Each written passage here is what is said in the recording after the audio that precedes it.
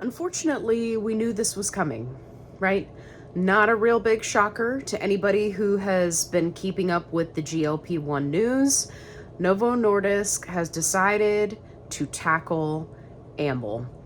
And it's actually kind of smart because if you've got two big heavy hitters right now in the GLP-1 pharmaceutical space, it makes sense to divide and conquer, right? So for those of you who may not be keeping up with the news, Eli Lilly is going after Mochi, and it appears that Novo is decided to take down Amble. Now, again, this is something that we've all seen coming. I have been saying for months that this is just the beginning, and I think that we will start to see more and more and more of these lawsuits, especially when it comes to the big heavy hitters. The question that I have is, at what point are they going to go after Orderly? Because if you haven't watched my previous video where I was talking about how Orderly has announced that they've purchased a pharmacy and that they plan to chug along into the future, and there's going to be all these announcements coming out in June and August, and they're going to go live with this new pharmacy and all this stuff that they're planning on doing, it makes me wonder, from a strategical standpoint, when and who is going to be hitting them next. Now, I certainly don't wish that on anybody, right? I mean, we want to be able to have access for everyone for GLP-1 meds.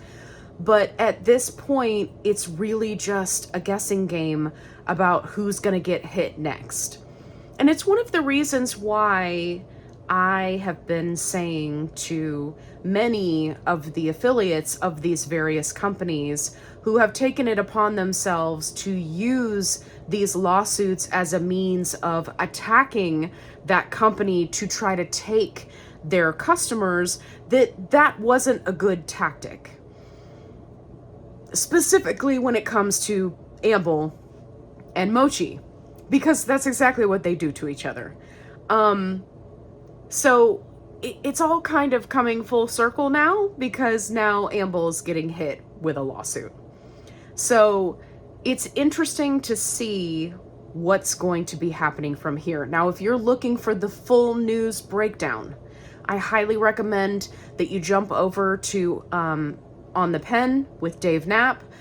He's got an article up on Substack. It's fantastic. He's on TikTok. He's on YouTube. He's my buddy. Go check him out, because he does a beautiful job of breaking down all of the details of what is going on in a lawsuit.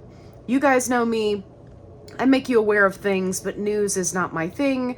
It's more so me kind of throwing in my 2 cents and making predictions about where it's going to go in the future.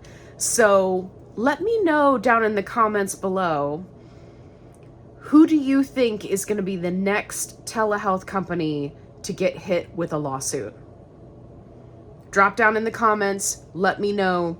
This is just the beginning, folks. We knew these were coming, and now they are. All right. Definitely go check out the Substack On the Pen for all the details about this lawsuit, and we'll see you in the next video.